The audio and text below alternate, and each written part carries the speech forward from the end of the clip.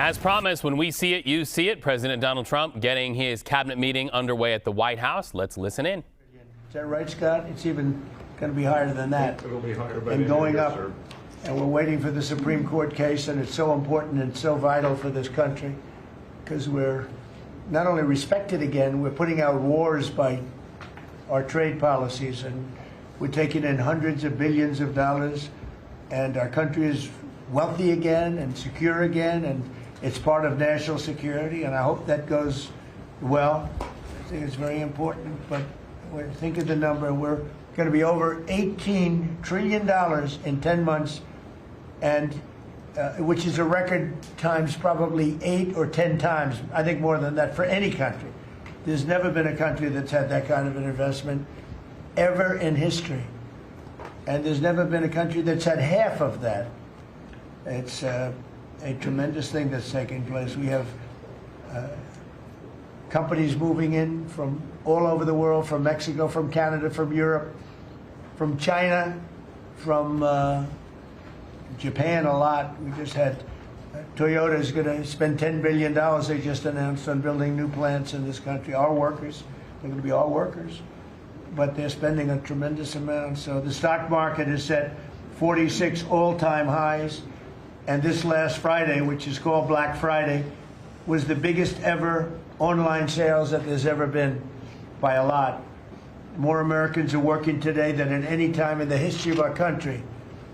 I mean, these are the facts we have to get out. And, you know, there's this fake narrative that the Democrats talk about, affordability. They just say the word. It doesn't mean anything to anybody. Just say it. Affordability. I inherited the worst inflation in history. There was no affordability. Nobody could afford anything. The prices were massively high. Do you remember when we took over eggs? You did a great job on that, Madam Secretary. Agriculture, Brooke. Eggs were 4 or 5 times higher than they had ever been. They said don't order eggs for Easter at the White House.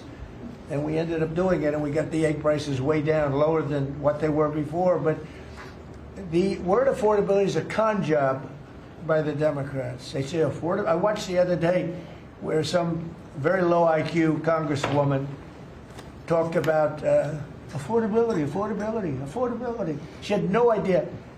Their prices were much higher. As an example, energy, gasoline, we're now at about $2.50 a gallon. We're going to be, I think, at $2 a gallon. We could even crack that at some point. I'd love to do it.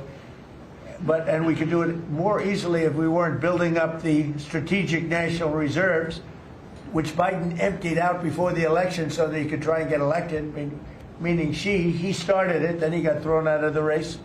Then she took over and she kept it going, and they emptied out these strategic national reserves, which are really meant for something else. They're not meant to keep people happy with their gasoline price. They're meant for war. They're meant for problems, big problems. He emptied it out, and then she continued it during the process of trying to get elected. Didn't work out too well for him. And they virtually brought it down to the lowest level, I believe, in history.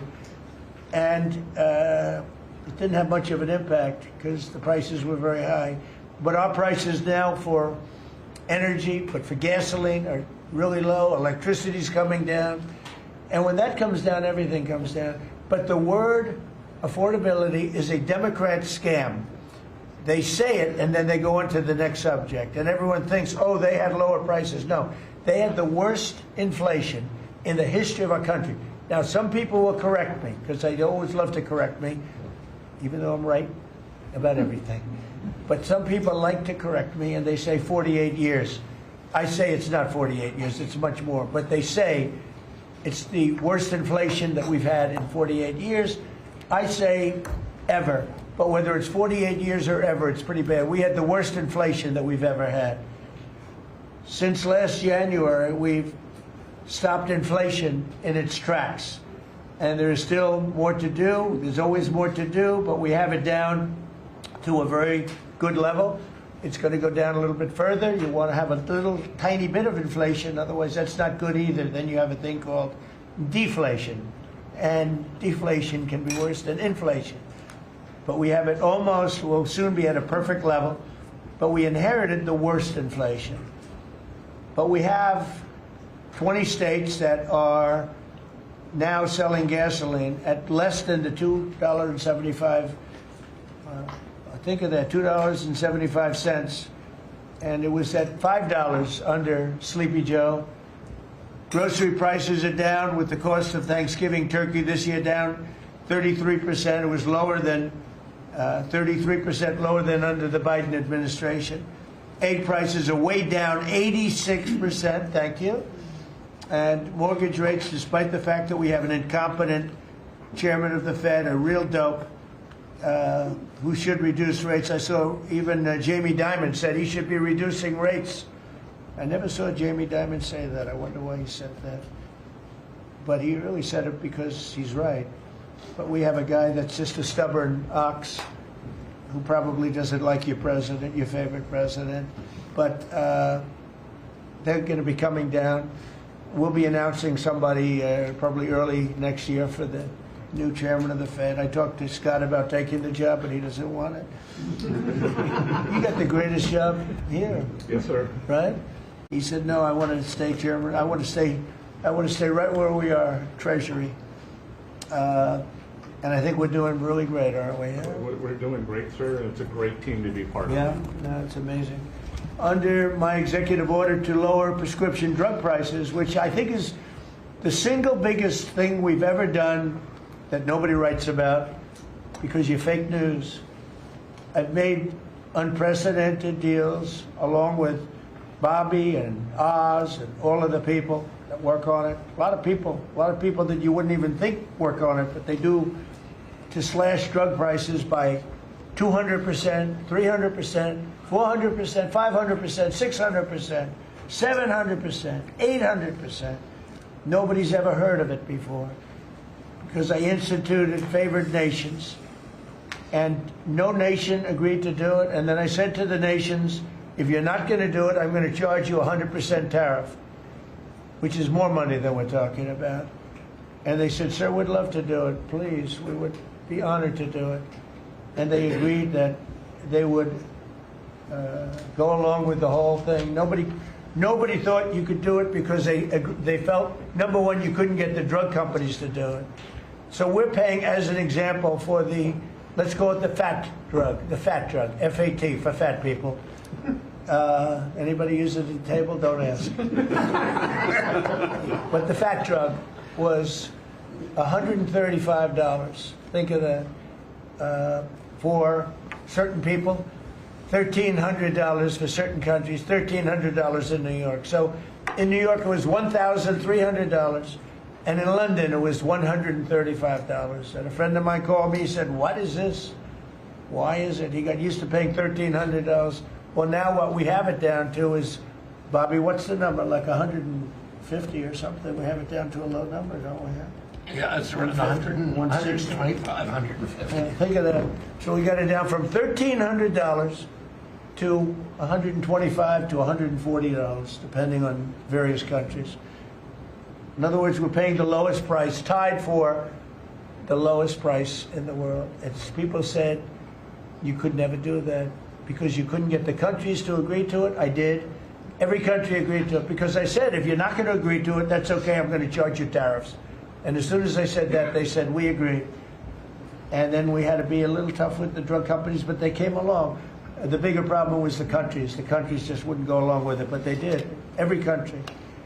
So we have reduced drug prices by 500, 600, 700, 800, 900%, depending on the drug, depending on the company, depending on all of the different factors involved.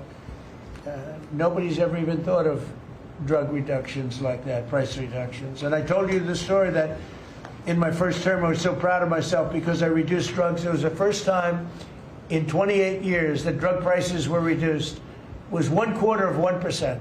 1/4%. And I was so proud of myself. I said, it's the first time in 28 years that drug prices went down over the course of a year, over the course of a presidency. 1 year. 1/4%. I had a news conference. I was so proud. Now I got them down, not 1/4%. I got them down 400, 500, 600% and more.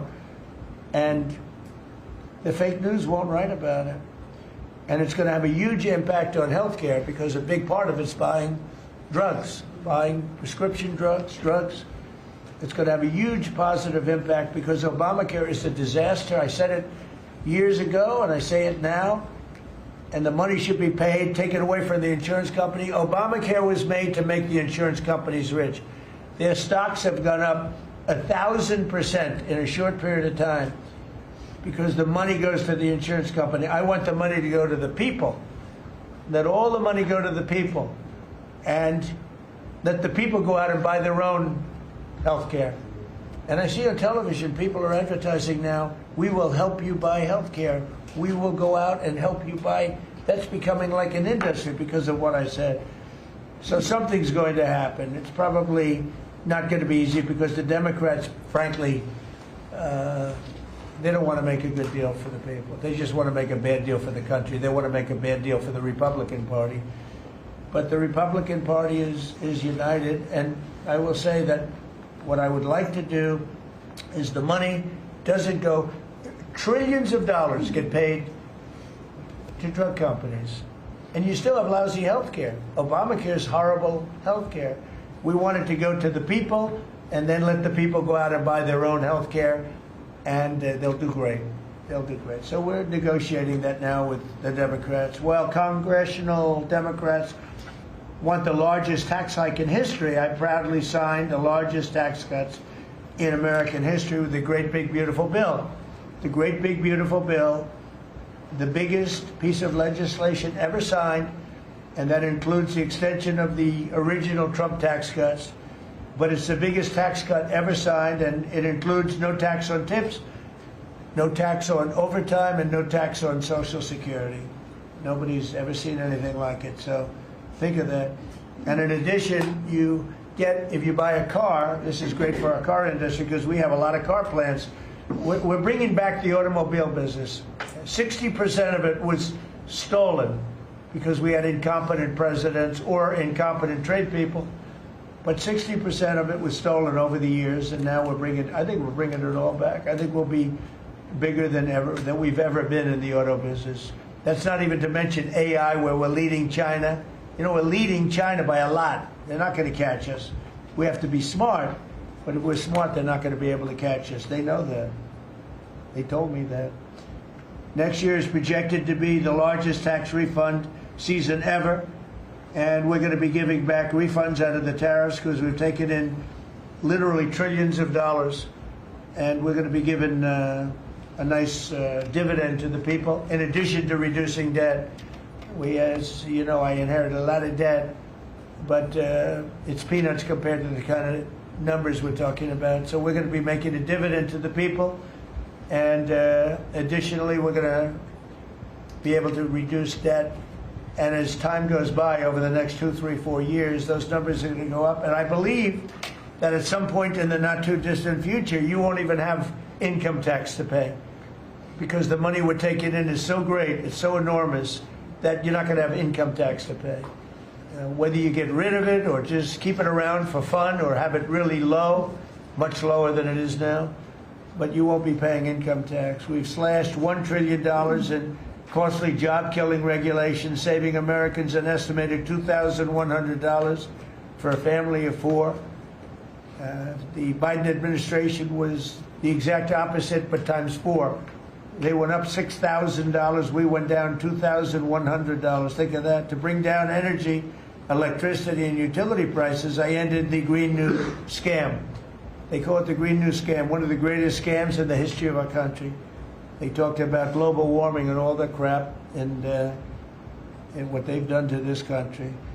What they've done by allowing 25 million people into our country, many of whom are criminals, many of whom 11,888 are murderers, and we have to get them out, and we're doing it. We're doing it. I think what the job that our law enforcement groups are doing, Christy, you and Tom and everybody, amazing. What you're doing is amazing. I terminated the insane electric vehicle mandate, and look, some people that make electric cars weren't happy with that. But we have to do that because you have to have a choice, whether it's a gasoline-powered car And we have so much gasoline. You know, China doesn't have gasoline. We do. And whether it's a hybrid, which really are working really well, the combination of electric and gasoline driven. But we, everybody was supposed to, by 2030, everybody had to own an electric car under the Biden stupidity.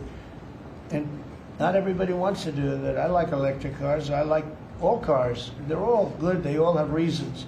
But you want to be able to go and buy what you want. I imposed historic tariffs that are now bringing in so much money that nobody's ever seen anything like it. And countries that were ripping us off, including allies, but they were ripping us off for years. I won't use the names. I won't mention Japan. I refuse to mention South Korea. I will not mention names. But they were ripping us off like nobody's ever been ripped off before, and taking horrible advantage of your country. But now we're making a lot of money. We're making a lot of money because of the tariffs that are pouring in.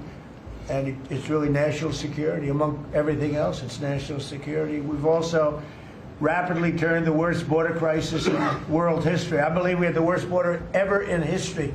I don't care if you had a fourth world country. You know, we allow third world country in. We would allow fourth world war countries in also. It doesn't matter. There was never a border that was as bad as our border. We allowed anybody in with no checks, no vetting. So we've rapidly turned the worst border crisis in world history into the strongest border in the history of our country, and probably one of the strongest borders in the history of the world, because we have nobody coming through. And I want to thank our people. The Border Patrol is so amazing, ICE, and I want to thank the military for the backup, because they're standing right behind them. And that was really nasty for a period of months, and now it's no longer nasty. Now they don't even come up. Nobody comes up. It's an easy job. It made your job a lot easier, because they know they're not going to get through.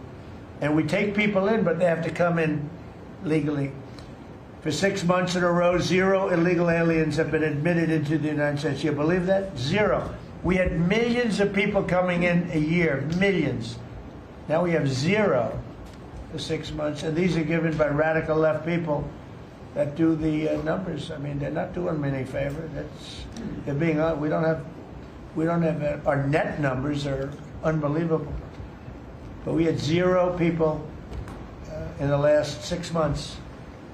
Illegal border crossings along the U.S.-Mexico border have plummeted to the lowest level ever recorded. And nobody talks about that anymore. You know, it's crazy. They don't talk about it. You'd think they'd say, well, Trump's done a great job at the border. This country is being destroyed by the border. But you always find something new, like, is he in good health? Biden was great, but is Trump in good health? I sit here, I do 4 news conferences a day. I ask questions from very intelligent lunatics, you people. And I give the right answers. There's never a scandal. There's never a problem. I give you answers that solve your little problems. You go back and you can't find anything, but you do stories about Biden was in wonderful health. The guy didn't do a news conference for 8 months. If I go one day, I had one day where I didn't do a news conference, there's something wrong with the president.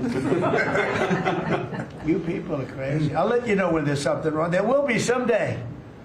That's going to happen to all of us. But right now, I think I'm sharper than I was 25 years ago, but who the hell knows? By the way, I took my physical. I got all A's, everything. But they said to me, would you like to take a cognitive test? I said, is it hard? They said, yes. I said, well, I'm a very smart person. Who was the last president to take one? No president has ever agreed to take one. Because when you get into the mid-questions, meaning, 10, question number 10, 11, 12, 28, 30, they get harder and harder. And they said, would you like to do it? I said, well, no reason to do it. Nobody's ever done it. I'll do it maybe, but there's really no reason. They said, sir, the problem is this is Walter Reed Hospital. And that's a military hospital.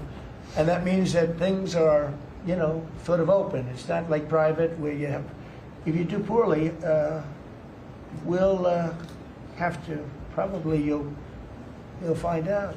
I said, I won't do poorly. I'm a smart person, not a stupid person. And as the doctor will tell you, I aced it. Right, Susie? I aced. I got every question right. And these are tough questions. These are questions that I would say 99% of the people that I'm talking to right now, meaning the people from the fake news, would not do well in those exams. But I'm the only one that took it. I got every single question right. And then I read in the New York Times, is Trump sharp? Trump is sharp. But they're not sharp. That's why they're going out of business, the New York Times. I hear that they're losing so much money, it's ridiculous. They're a bunch of fakers.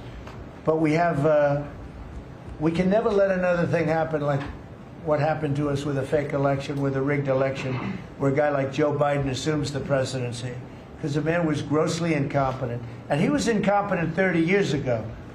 But he was really incompetent for those last few years. And our country was put at great danger because of it. So for 6 months in a row, we had 0 people. Illegal border crossings along the U.S.-Mexico border have plummeted to the lowest level ever, ever, ever. Think of that. And the net benefit to our country is enormous, incalculable. America is strong and respected again. On the world stage, we're really respected. In fact, I went to a NATO and they were calling me the president of Europe. We're doing very well. We have a lot of respect. As you know, we have a problem with a war that our people are trying to settle now with Russia and Ukraine. We are not involved in the war monetarily anymore. Biden gave away $350 billion like it was candy. That's a massive amount of money. And much of it in cash, a lot of it in equipment. I don't give away anything. We sell the equipment to NATO. The European nations pay us for the equipment, 100% price. And then they bring it to Ukraine or whatever they do with it. But we're trying to get that settled. I've settled 8 wars. This would be the 9th. And our people are over in Russia right now to see if we can get it settled. Not an easy situation. Let me tell you what a mess. It's a war that never would have happened if I were president. Not even a chance. And it didn't happen for 4 years. We've renamed the Department of Defense the Department of War, and I thought that would be controversial. And frankly, I tell you what, I haven't met one person, there's not one person I've met that doesn't like it. You know, think of it. We won World War I, World War II, everything in between, everything before it. And then we said, let's change the name. So we changed it back to what it was, Department of War, and Pete's doing a great job. We ended 8 wars, think of that. 8 wars, but we're going to do one more, I think. I hope. I hope. Every time I end a war, they say, if President Trump ends that war, he's going to get the Nobel Prize. So I end that war.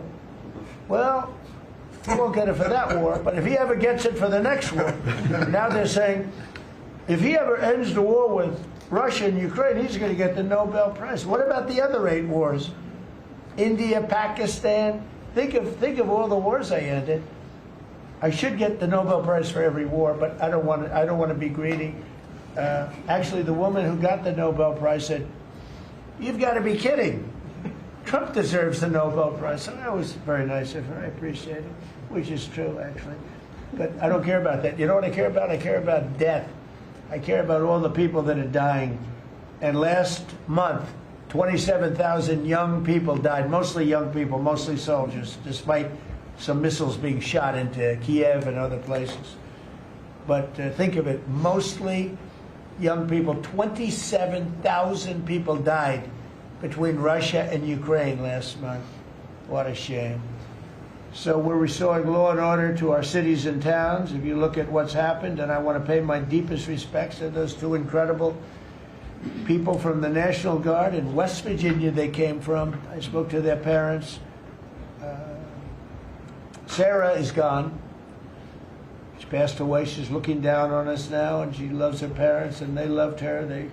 They were, somebody said, how are they doing? I said, the word is devastated. Doing. How are they going to do?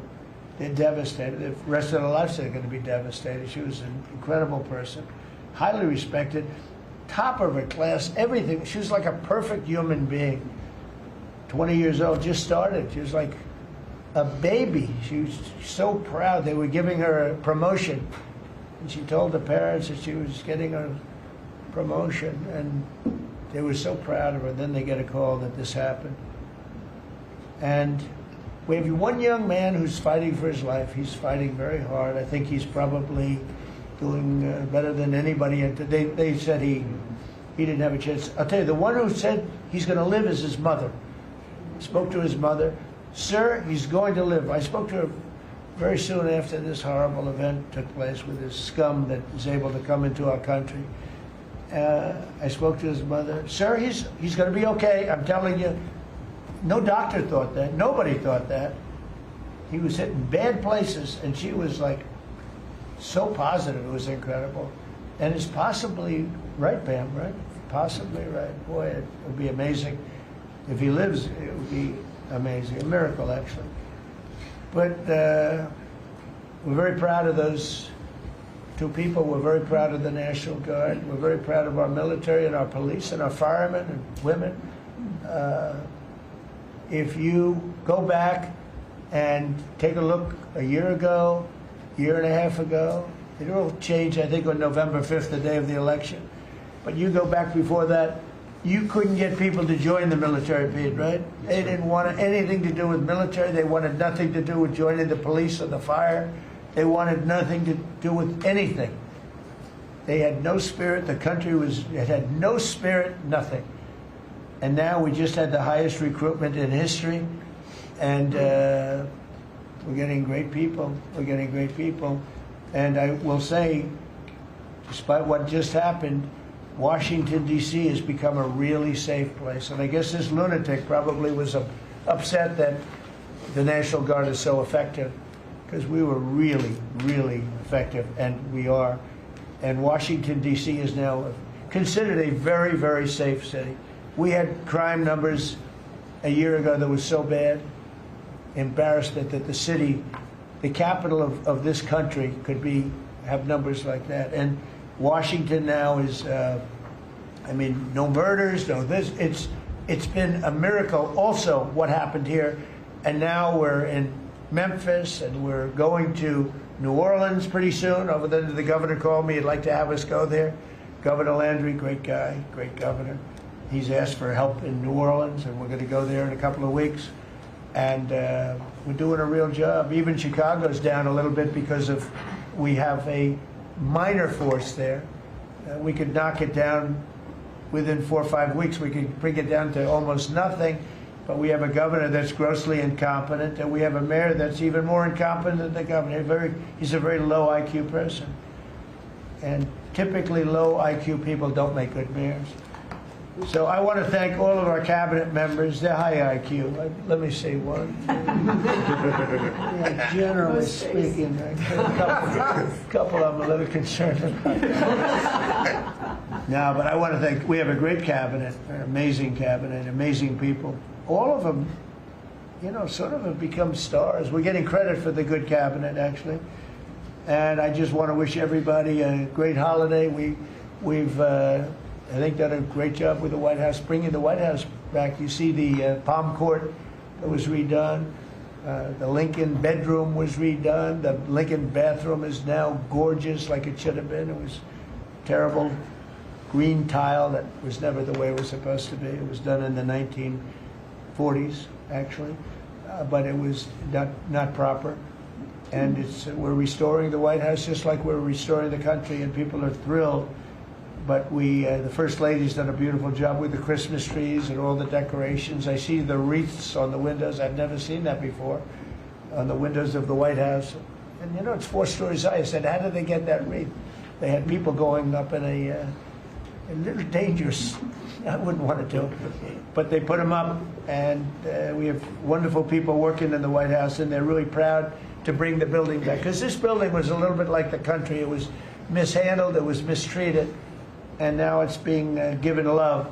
And we're building one of the great, I think, maybe the greatest ballroom. We needed it for 150 years. They've been asking. You see the trucks and cranes and excavators in the background, and you hear them. And every time I hear them, I love the sound. For me, I love the sound. I wouldn't say my wife is thrilled.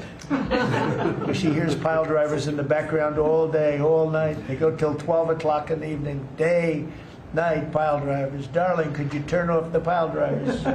Sorry, darling, that's progress. But no, we're doing great. It's going to be I think it's going to be the finest ballroom ever built, and we're going to have it here. They've wanted it for 150 years. Think of that. So I will just end by saying I want to thank the cabinet. It's been a great cabinet. Let's think of it.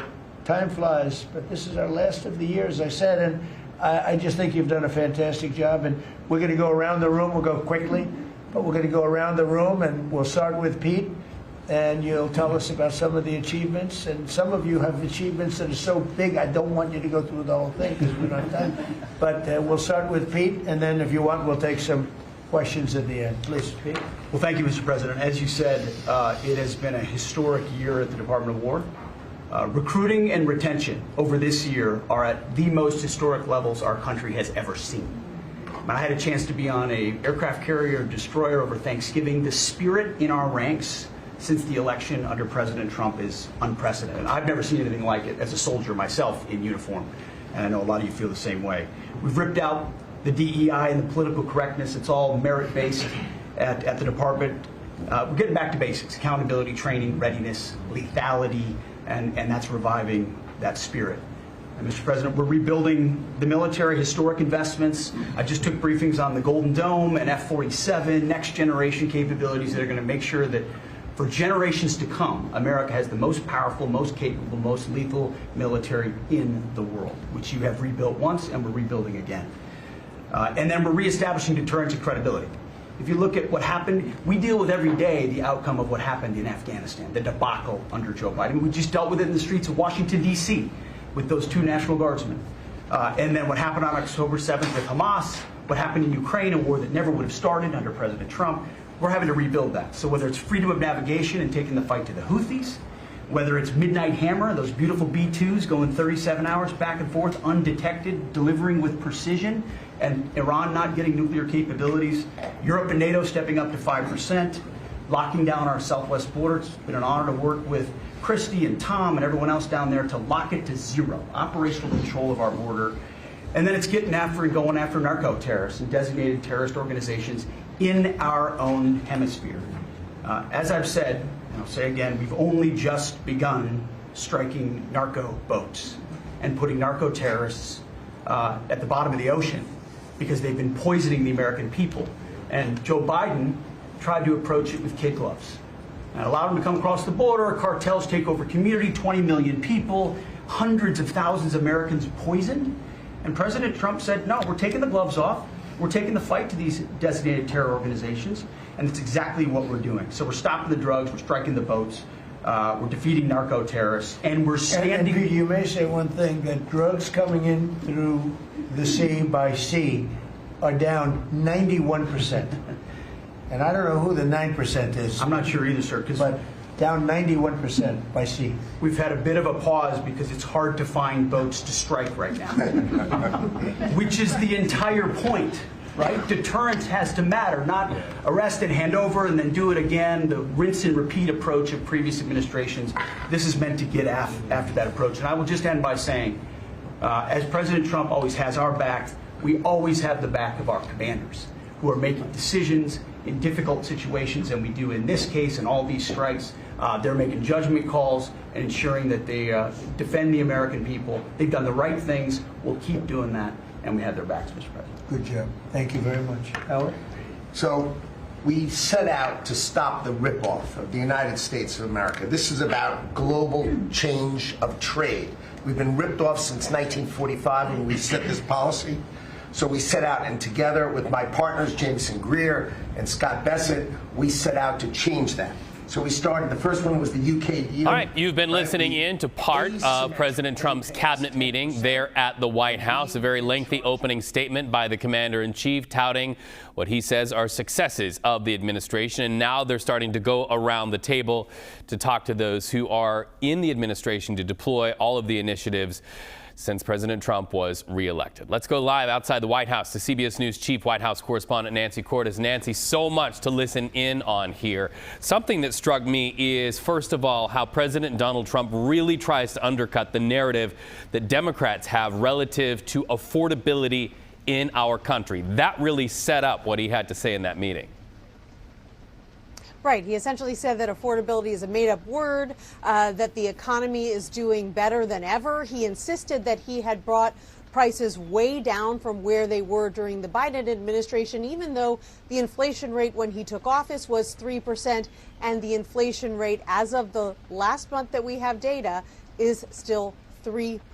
It was actually coming down mid-year, but has now started to go back up. So he highlighted the prices of certain goods that have come down, such as eggs, but ignored the prices of some things that have gone way up, like beef.